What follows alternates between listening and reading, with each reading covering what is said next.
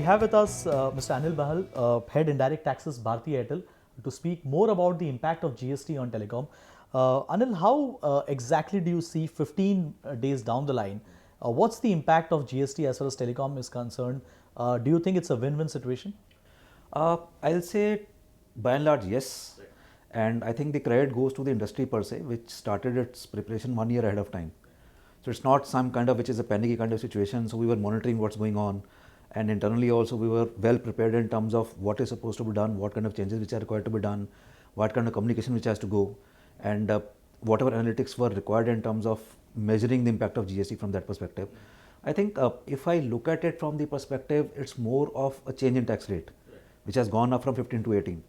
Now, people say that there could be some kind of saving in taxes. Yes, it is there, but the quantum is absolutely minuscule because there has been a fair bit of cost also is going up.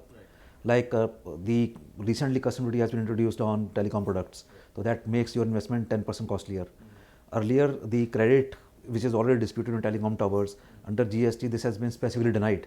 So which is again going to bring in the cascading. So overall, if I look at the cascading as well as the saving in terms of CST or SAD, whatever was being taxed earlier as my cost or entry tax, which is a saving for me now. So there's not much left on the plate in terms of telecom. So as a consumer, as a telecom consumer, we can't expect much benefits to be passed on back. Do you think that is going to change probably in future when the rates can be brought down by the government, or do you think this is the base which will be formed? Now the question comes up today when we talk in terms of giving any kind of benefit to the customer, so to say anti-profiteering. So we do not know as of today that what is the measurement criteria. How do I measure it? If I'm supposed to pass on something, in what form shape can I pass it on? Now, largely being a regulated industry, as per TRI guidelines, my MRP of the vouchers is fixed. The denomination has to be multiple of tens. Now, question comes up, if a benefit has to be passed on, I am already taking the revenue hit because from 15% tax has become 18%. So I have to recover 18 from the customer, pay to the government.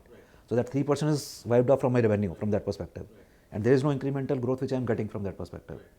So question now comes up when we talk of anti-profiteering per se, the criteria has to be there. I am saying there is going to be role play of market forces, there is going to be a role play of the company per se, and let me tell you very clearly, Airtel is a very, very consumer-centric company. We understand the sentiment of the consumer. So wherever required, if any correction is required, I am sure market forces or otherwise businesses will take their own call. But if we only say that there has been a boon for telecom from GST, I am sorry to say I will disagree on that. Right. So anti-profiteering clause for 2 years is what the GST Council is talking about. Many of the sectors are actually unhappy with that. What is the stance of the telecom industry as well? See, if I have to talk of telecom, as I said that we are a consumer-centric company and telecom is a business of masses. So obviously, if there is too much on the plate to be offered that I am becoming super rich only because of GST change, obviously everybody would like to share it. But if the story is absolutely twisted and it's other way around, that there's hardly anything left on the table and it's only a meager 0.01% or 0.02%, and then there are no specific rules how to measure it.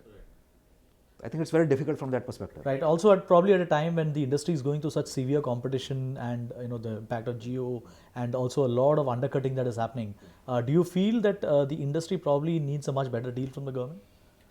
Of course, yes. Of course, yes. I am saying competition is not bad.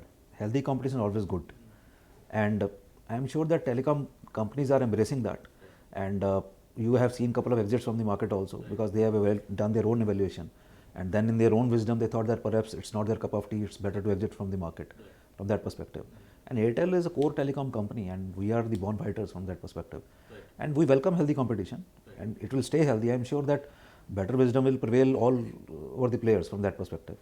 Also from the telecom, because it's also a service that is being offered, do you think it's going to be a high compliance for the government in terms of the consumers because they don't have an option to save on the tax, which means that probably there will be much more stronger focus on companies like yours and sectors like yours, while probably unorganized sectors will probably get a better deal in the long run. See, I'll tell you, telecom has always been a milking cow.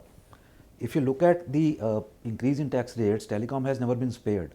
Number two, telecom is one industry which is highly regulated.